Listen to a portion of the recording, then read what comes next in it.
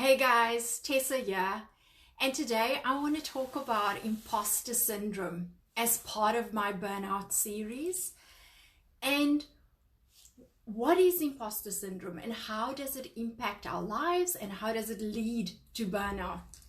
So imposter syndrome is a psychological pattern where we believe that we don't have the skills, the talents, the acknowledgements or the accomplishments to be in the position that we're in or do what we're doing.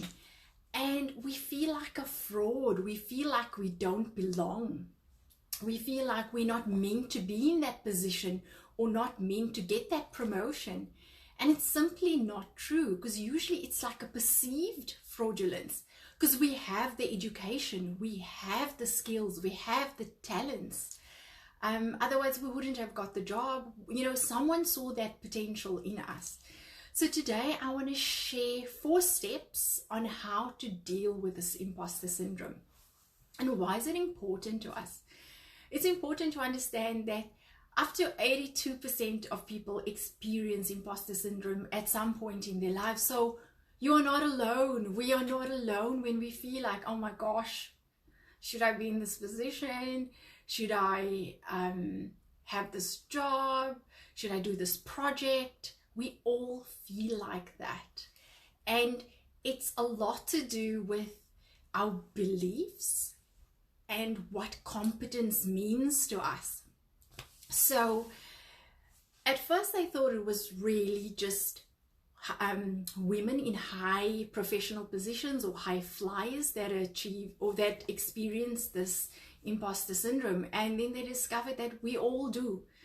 Men, women, you can be a student, an employee, a high-flying professional, CEOs, we all go through this imposter syndrome. And the one thing why it's important for us to acknowledge that this happens to us and that we are not alone, and that there are steps that we can take to prevent us from staying in that cycle, because it becomes a vicious cycle, is so that we can improve our well-being, look after our health, and also prevent burnout, which is, as you know, last week I did my video on burnout where we discussed that the World Health Organization listed burnout as a medical condition. So it's really something serious, and no matter what job you're doing or the studies that you're doing, if you're putting yourself under so much pressure that leads you to believe that you're not good enough, because that's ultimately what it comes down to. You don't feel worthy to get the grades that you're getting, or to be given the acknowledgements and the praise that you're given in your work or your promotion or your or if you're doing well at school. That's imposter syndrome. So what it boils down to is people don't feel worthy. We don't feel worthy of getting the acknowledgements, and we feel as though the praise that we get from our peers, our colleagues, our friends is actually they just being kind, or they are pitying us, or it's luck, or it's timing. And that's what people who have imposter syndrome believes. And there's a researcher, Dr. Valerie Young. She talks about the 5 types of imposter syndrome and how it's linked to our beliefs and what we think about when we look at how we perceive competence. So the first one is the perfectionist. So we know if you are a perfectionist, your standards are really high. They're so high that they're not reachable. And you are always going to be knocking yourself, being down on yourself if you are not realistic with what you feel you need to achieve. So with a perfectionist, they are never enough. They can never do a job good enough. So they never meet their own standards. And it's really not realistic. And it puts so much pressure and stress on you. So what you can do instead, you can acknowledge what a good job you did if you're a perfectionist, and stop focusing or criticizing the small mistakes that you made. But that's what perfectionists do, right? The next type that has this imposter syndrome is called the natural genius. So they are really skilled individuals that can pick up skills. They have a talent to learn things quickly and easily. They have this natural intelligence. And when imposter syndrome plays in for them is when they find something hard to do. They maybe don't pick up a skill or a work process as quickly as they feel they should be picking it up. Then they feel like a fraud. They feel like they are a failure, that they're not good enough. And often they have feelings of embarrassment or shame because they probably grew up being told, oh, you are so clever, you're so intelligent, you know, and we all are, but there are some things that we just can't do. The next type that Dr. Young talks about is the rugged individualist or soulist. So this person wants to find or get their success all on their own. They don't want anyone to help them because then they feel they haven't achieved success. So they don't lean on anyone. They don't ask for support. They want to achieve their success on their own. And if they don't, they feel like a failure or a fraud.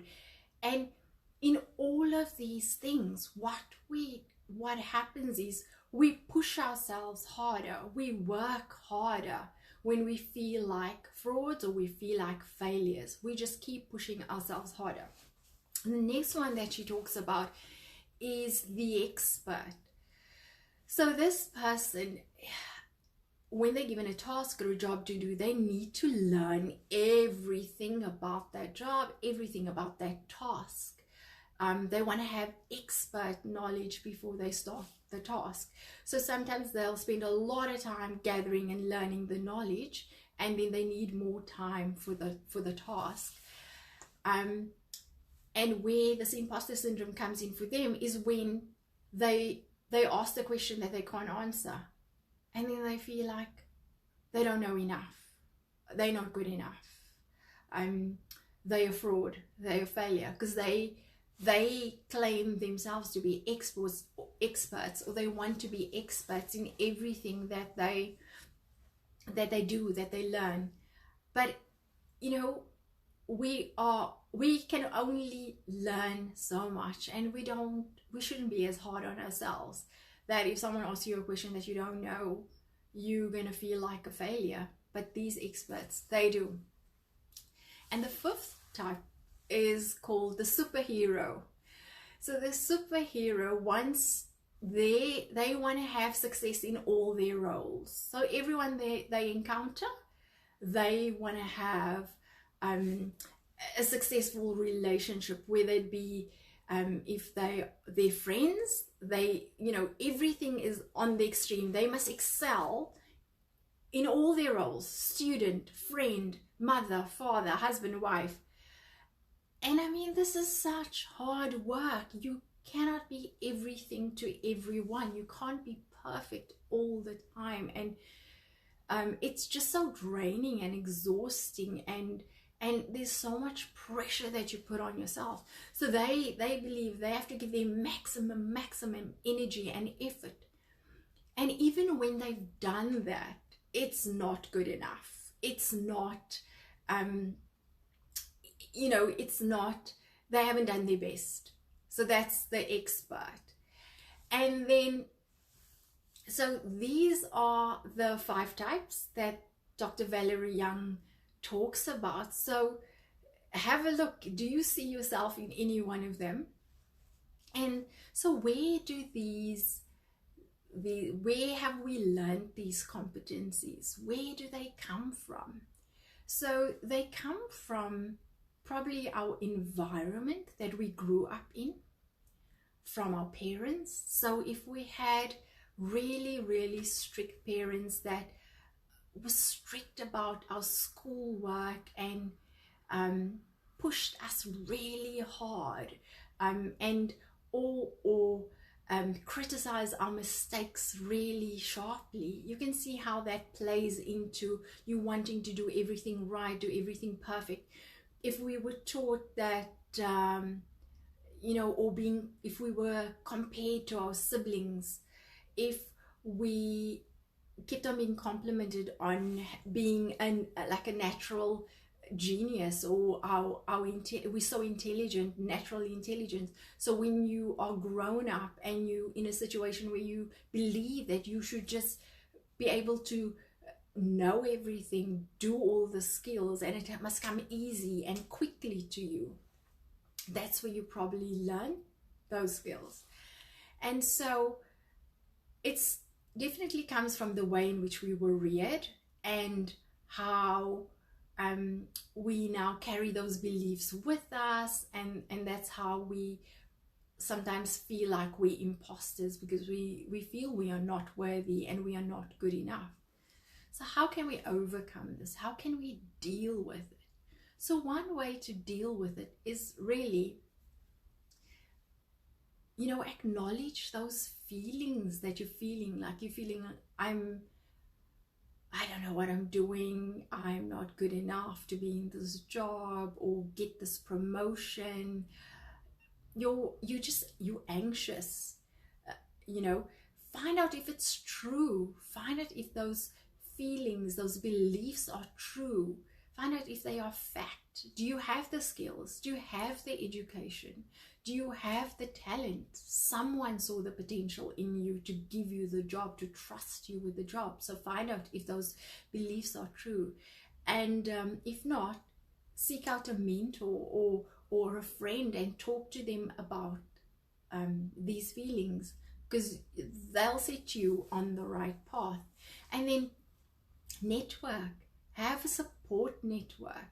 Have people, surround yourself with people who will,